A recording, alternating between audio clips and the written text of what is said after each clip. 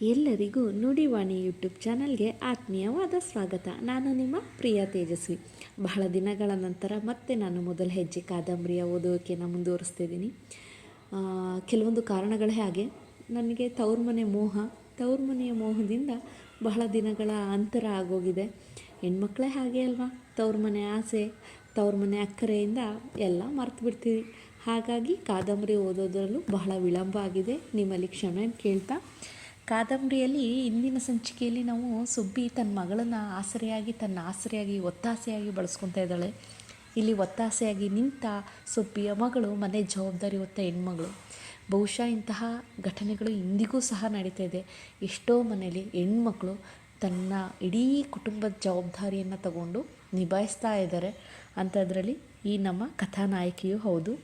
ಇಲ್ಲಿ ಅಡುಗೆ ಮಾಡ್ತಾ ಬೆಂಕಿ ಹಚ್ಚೋದು ಆಕೆಗೊಂದು ಆಟ ಆಗಿದೆ. ಮುಂದೇನಾಗುತ್ತೆ ನೋಡೋಣ, ಕಾದಂಬರಿ ಪ್ರವೇಶ ಮಾಡೋಣ. ಅನ್ಯಾಯವಾಗಿ 4 ಕಡ್ಡಿ ಹೋಯಿತು ಎಂದು ಸುಬ್ಬಿ ಮಲಗಿದ್ದಲ್ಲೇ ಸಂಕಟಪಟ್ಟಳು. ಬೀಸಣಿಗೆಯನ್ನು ರಪರಪನೆ ನೆಲದ ಮೇಲೆ ಬಡಿದು ಬೀಸುವುದು ನನಗೆ ತಮಾಷೆಯಾಗಿ ತೋರಿತು. ಹಾಗೆ ಬೀಸಿದರೆ ಬೀಸಣಿಗೆ ಒಂದಿನ ಕೂಡ ಬಾಳೋದಿಲ್ಲ. ಇಲ್ಲಿ ತಗೊಂಡು ಬಾ, ಒಲೆ ಬೀಸೋದು ಹೇಗಂತ ತೋರಿಸ್ತೀನಿ. ನಾನು ಬೀಸಣಿಗೆಯನ್ನು ತೆಗೆದುಕೊಂಡು ಹೋಗಿ ಸುಬ್ಬಿಯ ಕೈಗೆ ಕೊಟ್ಟೆ.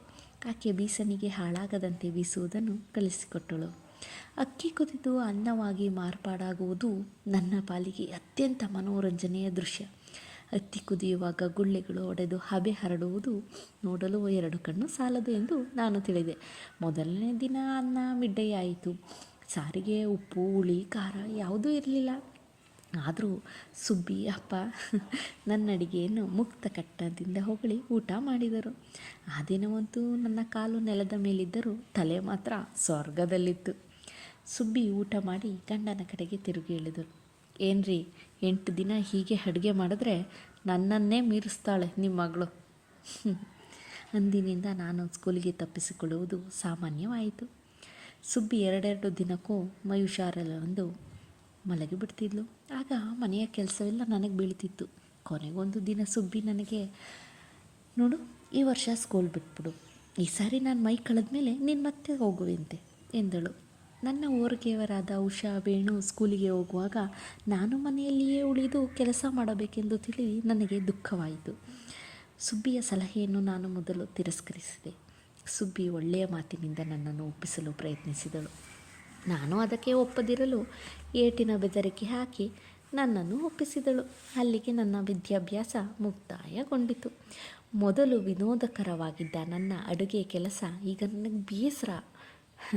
ಆದರೂ ನನ್ನ ಅಡುಗೆ ರುಚಿ ಎಂದು ವಠಾರದವರೆಲ್ಲ ಒಪ್ಪಿಕೊಂಡಿದ್ದರು. ಈ ಬಾರಿ ಸುಬ್ಬಿ ಬಹಳ ದುರ್ಬಲ ಆಗಿದ್ದರಿಂದ ಮನೆಯಲ್ಲಿ ಹೆರಿಗೆ ಆಗೋದು ಸಾಧ್ಯ ಇರಲಿಲ್ಲ. ಆದುದರಿಂದ ಅಪ್ಪ ಅಮ್ಮನನ್ನು ಆಸ್ಪತ್ರೆಗೆ ಸೇರಿಸಿದರು. ಗುರು, ಮಣಿ, ಅಕ್ಕ ಅಕ್ಕ ಎನ್ನುತ್ತಾ ಪ್ರತಿಯೊಂದು ಕೆಲಸಕ್ಕೂ ನನ್ನನ್ನು ಆಶ್ರಯಿಸಿದ್ದರು.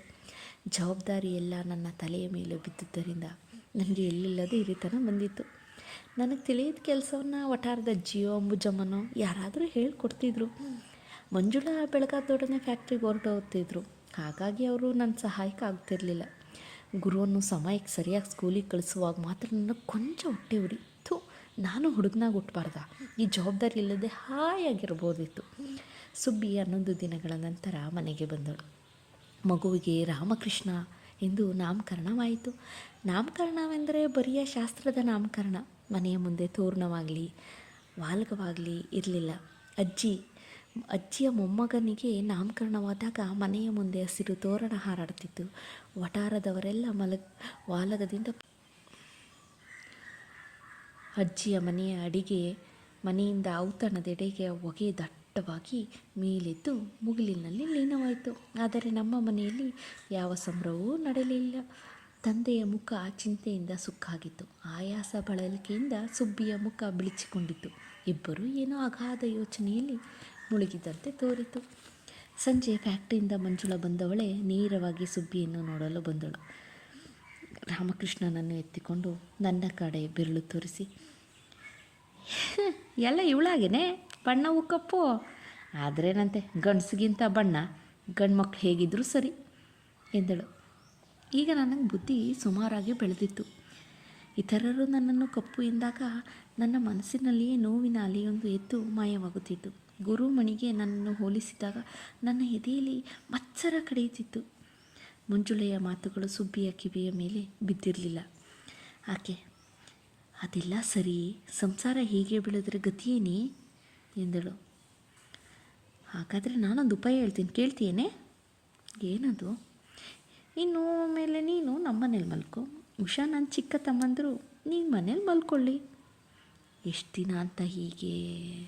ಸುಬ್ಬಿ ರಾಗ ತೆಗೆಯೋಷ್ಟರಲ್ಲಿ ಮಂಜುಳ ಮೃದುವಾಗಿ ಸುಬ್ಬಿಯ ಕೆನ್ನೆಯನ್ನು ಸವರಿ, ಅಕ್ಕಿಯ ಮೇಲೆ ಆಸೆ, ನೆಂಟರ ಮೇಲೆ ಪ್ರೀತಿ ಅಲ್ವೇನೆ ಎಂದಳು. ಸುಬ್ಬಿ ಮಂಜುಳೆಯ ಅಪಹಾಸ್ಯ ಕೇಳಿ ನಗುವ ಸ್ಥಿತಿಯಲ್ಲಿರಲಿಲ್ಲ.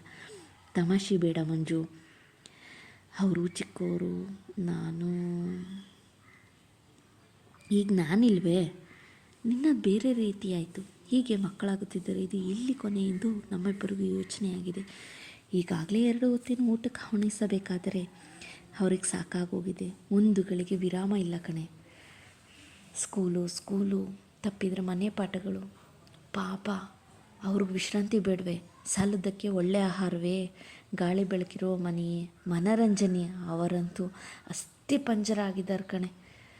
ಮಾತನಾಡುತ್ತಾ ಸುಬ್ಬಿ ಅಳತೋಡು. ಮಂಜುಳಾ ಅವಕ್ಕಾದಳು.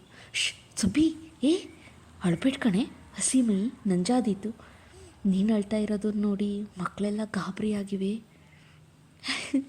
ಮಕ್ಕಳಿಗೆ ತಾನೇ ಏನು ಸುಖ ಹೇಳೆ? ಅವುಗಳಿಗೆ 2 ಹೊತ್ತು ಹೊಟ್ಟೆ ತುಂಬ ಅನ್ನ ಹಾಕೋ ಯೋಗ್ಯತೆ ನಮಗಿಲ್ಲ. ಇನ್ನು ಅವುಗಳಿಗೆ ವಿದ್ಯೆ ಬುದ್ಧಿ ಕಲಿಸಿ ಸರಿಯಾದ ಕಡೆ ಕೊಟ್ಟು ಮದುವೆ ಮಾಡೋ ಯೋಗ್ಯತೆ ಮೊದಲೇ ಇಲ್ಲ. ಇವಳನ್ನಂತೂ ಸ್ಕೂಲ್ ಬಿಡಿಸಿ ಮನೇಲಿ ಪರಿಚಯಕ್ಕೆ ಇಟ್ಕೊಂಡಾಯಿತು. ಇನ್ನು 8 ಕೂಡ ತುಂಬಿಲ್ಲ. ಆಗಲೇ ನಾನು ಬಾಣಂತನಕ್ಕೆ ಹಾಕ್ಕೊಳ್ಬೇಕೆ? ಅಳಬೇಡ ಸುಬ್ಬಿ, ದೇವ್ರ ಕಣ್ಬಿಟ್ಟು ನೋಡಿಯಾನೋ. ಮಂಜುಳಾ ಸುಬ್ಬಿಯನ್ನು ಸಮಾಧಾನಪಡಿಸಲು ದೇವರ ಹೆಸರು ಹೇಳಿದಳು. ಆದರೆ ಅವಳ ಮಾತಿಗೆ ನಂಬಿಕೆ ಇರಲಿಲ್ಲ. ಸುಬ್ಬಿ ಹೇಳಿದಂತೆಯೇ ನಾನು ಅವಳ ಬಾಣಂತನಕ್ಕೆ ನಿಲ್ಲಬೇಕಾಯಿತು. ಅಪ್ಪ 5 ಗಂಟೆಗೆ ಎದ್ದು ನೀರು ಕಾಸುತ್ತಿದ್ದರು. ಸುಬ್ಬಿ ಮಗುವನ್ನು ಕಾಲ ಮೇಲೆ ಮಲಸಿಕೊಂಡು ನೀರೆರೆಯುತ್ತಿದ್ದಳು. ನಾನು ನೀರು ತುಂಬಿ ಹಾಕುತ್ತಿದ್ದೆ. ಕ್ರಮೇಣ ಪಥ್ಯದ ಅಡುಗೆ ಮಾಡುವುದು ಅದನ್ನು ಕಲಿತುಕೊಂಡೆ. ಮೆಣಸಿನ ಸಾರು, ಸಿಹಿಸಾರು, ಜೀರಿಗೆ ಕಷಾಯ ಇವುಗಳನ್ನು ತಯಾರು ಮಾಡುವುದರಲ್ಲಿ ನನ್ನ ಕೈ ಪಳಗಿತು. ಕಿರಿಯರಿಗೆ ನಾನೇ ಪುಟ್ಟ ತಾಯಿಯಾದೆ. ಸುಬ್ಬಿಯ ಕೈ ಕೆಳಗೆ ಕೆಲಸ ಮಾಡುವಾಕೆಯಾದೆ. ಅಪ್ಪ ಸಂಪಾದಿಸಿ ತಂದುದನ್ನು ಮನೆಯಲ್ಲಿ ಕುಳಿತು ತಿನ್ನುವ ಕುಟುಂಬವೊಂದರ ಸದಸ್ಯೆಯಾದೆ. ಬಾಲ್ಯದ ಆಟ ಪಾಠಗಳೆಲ್ಲದಿಂದಲೂ ನಾನು ವಂಚಿತಳಾದೆ. ನೋಡಿ, ಎಷ್ಟೋ ಹೆಣ್ಣುಮಕ್ಕಳುಗಳು ತಮ್ಮ ಕನಸುಗಳನ್ನ ಇನ್ಯಾರದೋ ಆಸೆಗೋಸ್ಕರ ಇಲ್ಲಿ ಬಾಲ್ಯದಲ್ಲಿ ತನ್ನ ಆಟ ಪಾಠಗಳನ್ನ ಕಲ್ತ್ಕೊಂಡಿದ್ದಾಳೆ. ಆದರೆ ಪ್ರಸ್ತುತ ದಿನಗಳಲ್ಲೂ ಹೆಣ್ಮಕ್ಳು ತಮ್ಮ ಖುಷಿ ಸಂತೋಷಗಳನ್ನ, ತಮ್ಮ ಆಸೆ ಆಕಾಂಕ್ಷೆಗಳನ್ನ ಬಚ್ಚಿಟ್ಟು ಜೀವನ ನಡೆಸ್ತಾ ಎಷ್ಟೋ ಜನ ಜೀವನ ಇಂದಿಗೂ ತನ್ನದಲ್ಲದ ಬದುಕನ್ನು ಸಾಗಿಸ್ತಾ ಇದ್ದಾರೆ. ಕೆಲವೊಮ್ಮೆ ಓದಾಗಿರ್ಬೋದು, ಇಲ್ಲ ವೈವಾಹಿಕ ಬದುಕಾಗಿರ್ಬೋದು, ಇಲ್ಲ ಮನೆ ಜವಾಬ್ದಾರಿಗಳನ್ನ ತಗೊಂಡಿರೋ ಹೆಣ್ಮಕ್ಳಾಗಿರ್ಬೋದು. ಹೀಗೆ ತನ್ನದಲ್ಲದ ಬದುಕು, ತನ್ನದಲ್ಲದ ಆಸೆಗಳು, ತನ್ನದಲ್ಲದ ಯೋಚನೆಗಳು. ಹೀಗೆ ಜೀವನನೇ ಎಷ್ಟು ಹಿಂಸೆ ಅಲ್ವಾ? ಹಾಗೊಮ್ಮೆ ಒಂದು ಅನಿಸುತ್ತೆ, ನಾನು ಗಂಡಾಗಿ ಹುಟ್ಟಬಾರ್ದಿತ್ತ ಅಂತ. ಬಹುಶಃ ಯಾರು ಗೊತ್ತು ಗಂಡು ಮಕ್ಕಳಲ್ಲಿ ಎಂಥ ವೇದನೆಗಳಿರುತ್ತೋ. ಆದರೂ ನೋಡೋದಕ್ಕೆ ಗಂಡಾಗಿ ಹುಟ್ಟಿದ್ರೆ ನಾವು ಚೆನ್ನಾಗಿರ್ತಿತ್ತು ಅನ್ನೋ ಭಾವನೆ ಚೆನ್ನಾಗಿರುತ್ತೆ. ಯಾಕೆ ಹೇಳಿ, ಒಂದೊಮ್ಮೆ ಮನೆ ಕೆಲಸ, ಒಂದೊಮ್ಮೆ ಆಚೆ ಕೆಲಸ, ಸಂಪಾದನೆ ಮತ್ತು ಮನೆ ಜವಾಬ್ದಾರಿ ಎರಡೂ ಹೊರೆಯಾದಾಗ ನಾವು ಗಂಡಾಗಬೇಕಾಗಿತ್ತು ಅನಿಸುತ್ತೆ. Stay tune with Nudivani YouTube channel. ಆದಷ್ಟು ಶೇರ್ ಮಾಡಿ, ಲೈಕ್ ಮಾಡಿ, ಸಬ್ಸ್ಕ್ರೈಬ್ ಮಾಡಿ. Please watch my channel. Thank you.